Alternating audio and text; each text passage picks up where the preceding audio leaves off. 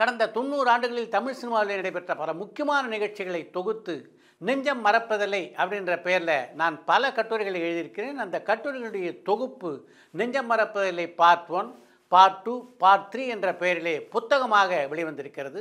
இந்த புத்தகத்தை மிக அழகாகவும் நேர்த்தியாகவும் 0 டிகிரி பப்ளிகேஷன்ஸ் வெளிக்கொண்டு வந்துள்ளனர்.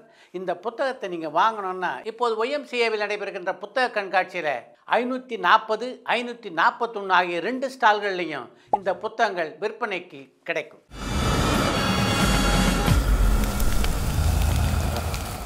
Holidays nale adu namma GT Holidays da.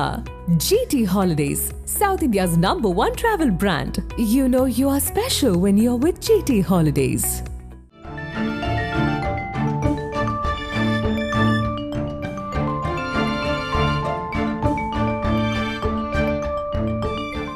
உங்கள் ஜீரண கோளாறுகளுக்கும் வயிற்றெரிச்சலுக்கும் சரியான ஒரு தீர்வு. டூரிங் டாக்கீஸ் ரசிகர்களுக்கு வணக்கம். வாங்க லென்ஸ் நிகழ்ச்சிக்கு போகலாம்.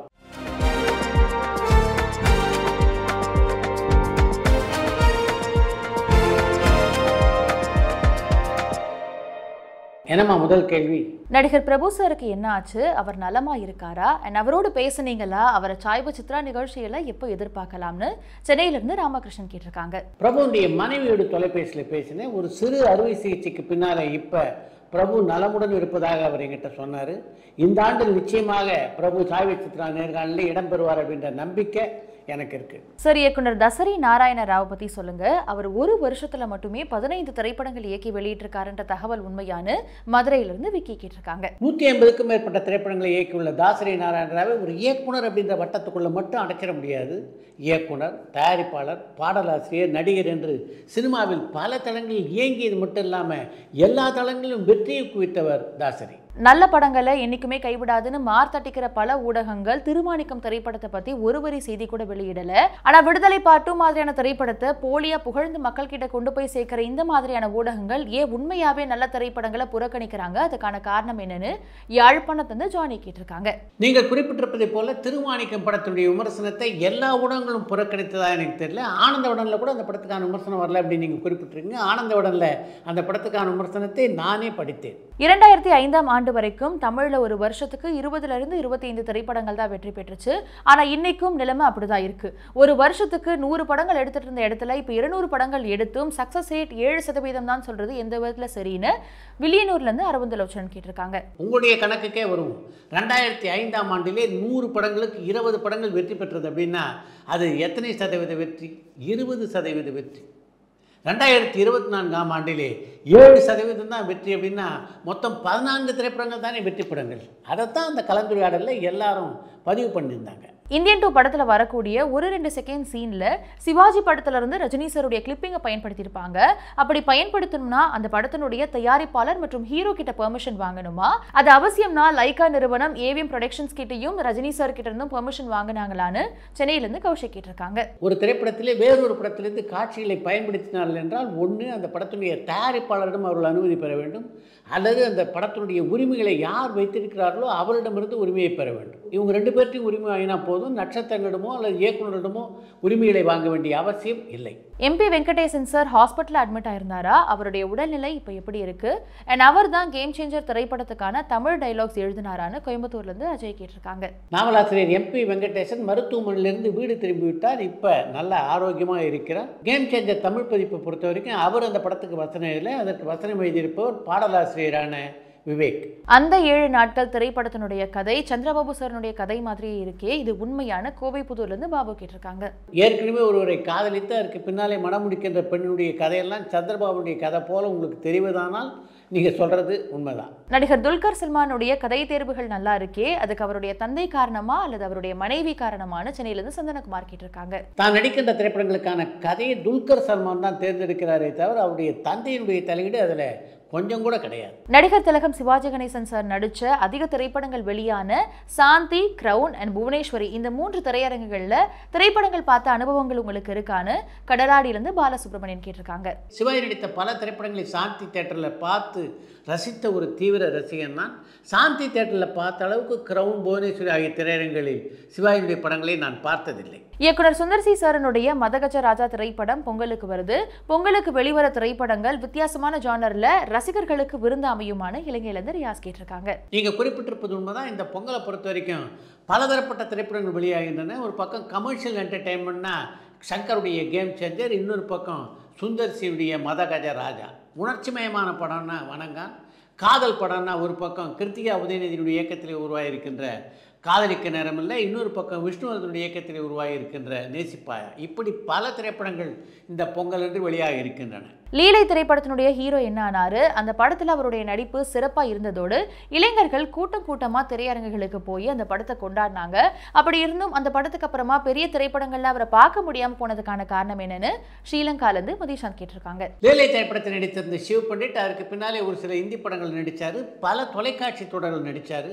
மிக நீண்ட இடைவெளிக்கு பிறகு இப்ப விஷ்ணுவர்தனுடைய இயக்கத்தில் உருவாகியுள்ள நேசிப்பாயா திரைப்படத்தில் அவர் நடித்திருக்கிறார். சார், பொங்கலுக்கு 10 திரைப்படங்கள் வெளியாக இருக்கு. இது தமிழ் சினிமாவுக்கு நல்லதா? இதை பத்தின உங்களுடைய கருத்து என்னன்னு சென்னையிலிருந்து ராமகிருஷ்ணன் கேட்டிருக்காங்க. பண்டிகை தினத்தன்று ஒரு படம் அல்லது 2 படம் தான் வருது, முன்ன மாதிரி 7-8 படங்கள் வராதா அப்படின்னு ஒரு காலத்தில் ஏங்கிக்கிட்டு இருந்தீங்க. இப்போ 10 படங்கள் வருது அப்படின்னா இத்தனை படங்கள் வர்றது ஆரோக்கியமானதா அப்படின்னு கேட்குறீங்க. என்ன பதில் சொல்ல? நடிகர் தனுஷனுடைய திரைப்படம் வெளியாகும் பொழுது மட்டும் அவர் வெளியில தெரிகிறாரு, மற்ற நேரங்கள்ல அவரை பத்தின எந்த செய்திகளுமே வரதில்லையே, இதுக்கான காரணம் என்னன்னு சென்னையிலிருந்து சந்தனகுமார் கேட்டிருக்காங்க. ஒரு நடிகருடைய படம் வெளியாகும் போது மட்டும் அவர் வெளியில தெரிந்தா போதாதா என்ன? எல்லா காலகட்டத்திலும் ஒரு நடிகர் என்ன செய்கிறார் அப்படின்றத உங்களுக்கு தெரிவிக்கணும் அப்படின்னு எதுக்கு நீங்க எதிர்பார்க்குறீங்க? அது அவருடைய தனிப்பட்ட விஷயம் இல்லையா? அவர் விருப்பப்பட்டால் தெரிவிக்கலாம், விருப்பப்படலைன்னா தெரிவிக்காமல் இருக்கலாம். இயக்குனர் ஜேம்ஸ் கேமரோன் கிட்ட அவதார் பத்தின கேட்ட ஒரு கேள்விக்கு எல்லா வேலைகளுமே முடிஞ்சிருச்சு, படத்தினுடைய ஷூட்டிங் மட்டும் இன்னும் ஆரம்பிக்கலன்னு சொல்லியிருப்பாரு. அப்படி சொன்ன பிறகு 42 நாட்கள்ல படத்தை எடுத்து முடிச்சிருப்பாரு. ஆனா தமிழ் இயக்குநர்களான வெற்றிமாறன், சங்கர் அட்லி இவங்கெல்லாம் அவதார் படத்திலிருந்து ஒரு 10% பிரம்மாண்டத்தை கூட நம்ம படங்கள்ல காட்டுறதில்ல. ஆனா ஏன் வருஷ கணக்கா ஒரு படத்தை இழுத்து எடுக்கிறாங்க? ஒருவேளை இயக்குநர்கள் அண்ட் நடிகர்களும் இணை தயாரிப்பாளர்கள் ஆனாதான் இந்த நிலைமை மாறுமான்னு மட்டக்களப்புல இருந்து மயூரன் கேட்டிருக்காங்க.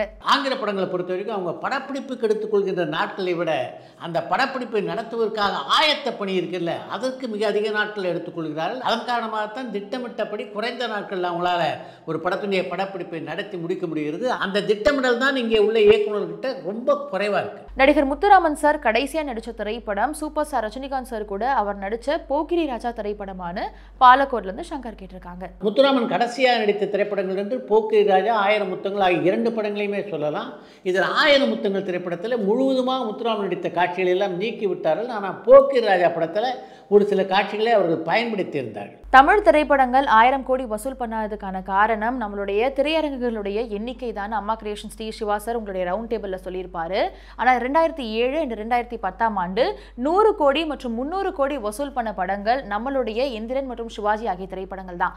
அப்படி இருந்த நம்ம 1000 கோடி வசூல் பண்ண முடியாததுக்கான காரணம் என்னவா இருக்கும் நீங்க நினைக்கிறீங்கன்னு ஸ்ரீலங்கால இருந்து மதிஷாந்த் கேட்டிருக்காங்க. அந்த கலந்துரையாடல் நிகழ்ச்சியிலே அம்மா கிரியேஷன் ஸ்ரீ சிவா 2 விஷயங்களை குறிப்பிட்டிருந்தார். ஒன்று, ஆந்திராவில் உள்ள திரையரங்குடைய எண்ணிக்கை. தமிழ்நாட்டில் இப்போது எத்தனை திரையரங்குகள் இயங்கிக் கொண்டிருக்கிறதோ அது மாதிரி 2 மடங்கு திரையரங்குகள் ஆந்திராவில் இயங்கிக் கொண்டிருக்கின்றன. அது மட்டும் இல்லாமல் ஆந்திர திரை ரசிகர்கள் இருக்காங்களே, அவங்களுக்கு சினிமா மேலே அப்படி ஒரு மோகம். இன்னும் சரியாக சொல்லணும்னா சினிமா மேலே அவங்களுக்கு மிகப்பெரிய வெறி அப்படின்னு சொல்லலாம். அந்த அளவுக்கு மோகம் தமிழ்நாட்டில் இருக்கிறதா என்றால் இல்லை என்பதுதான் உண்மை. நடிகை நயன்தாராவுக்கு சந்திரமுகி திரைப்படத்தினுடைய தயாரிப்பு நிறுவனம் 5 கோடி நஷ்ட ஈடு கேட்டிருக்கிறதா சினிமா திஸ் வீக் நிகழ்ச்சியில நீங்களும் தனஞ்சயன் சாரும் சொல்லியிருந்தீங்க.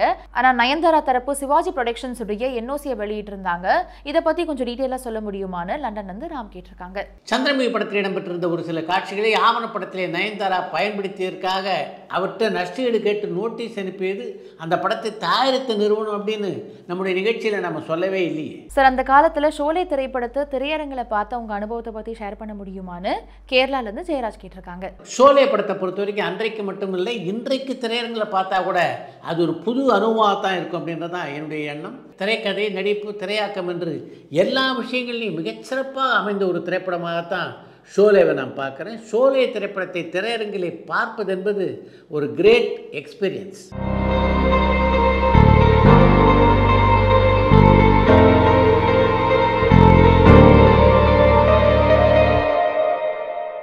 ஒரு படத்தை சென்சார் பண்ண பிறகு சென்சார் அதிகாரிகள் யாருக்குமே தெரியாம திரையரங்கில வந்து படத்தை பார்ப்பாங்கன்ற செய்திகள் உண்மையா? சென்சார் பண்ணப்பட்ட காட்சிகள் படத்துல இடம்பெற்றிருக்கான்ற தெரிஞ்சுக்கதான் இப்படி பண்ணுவாங்களா?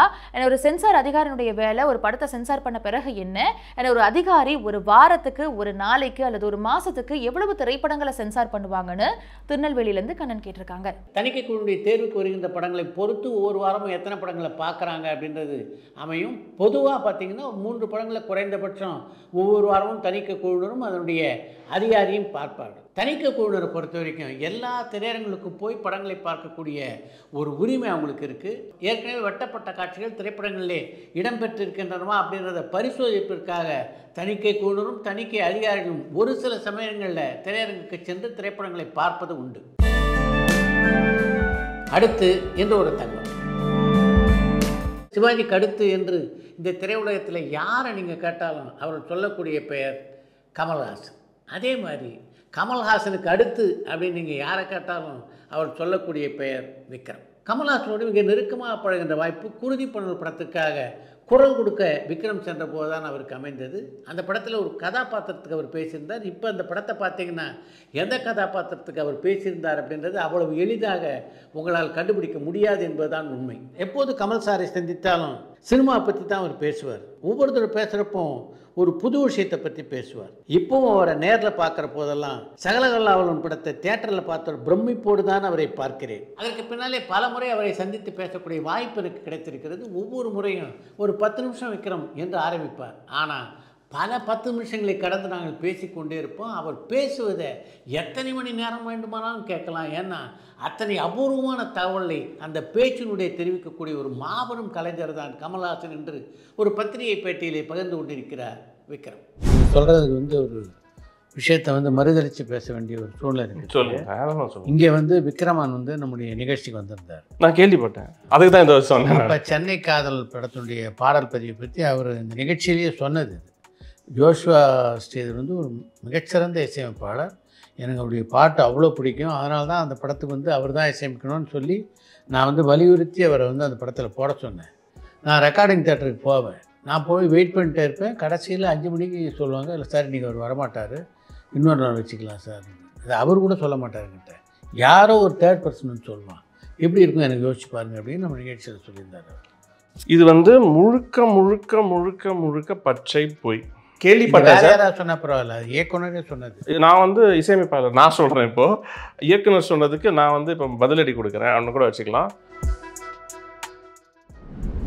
அந்த காலகட்டத்தில் உங்களை தொடர்பு கொள்ள முடியல அப்படின்ற புகார் உங்கள் மேலே நிறைய இருந்தது. அதுவும் தவறு சார்.